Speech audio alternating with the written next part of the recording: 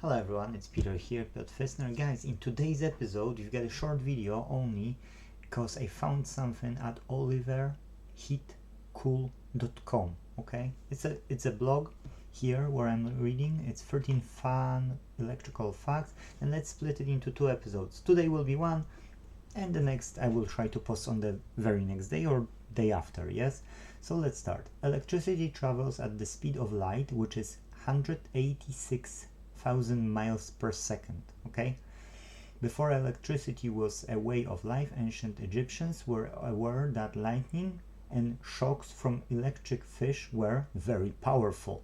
They used to refer to these fish as the thunderers of the Nile. Third point, electricity can be created using water, wind, the sun, and even animal waste. Yes. Fourth point, when lightning strikes, it flows from the cloud to the ground, but the part we see is actually the charge going from the ground back up into the cloud. Let's do the last one for today. Electricity is sometimes used as electroconvulsive therapy, ECT, where patients are given electrical induced seizures in order to treat psychiatric illnesses. That's it. 5 will do for now. Thank you. If possible, please give us a like. See you in the next video. Bye bye.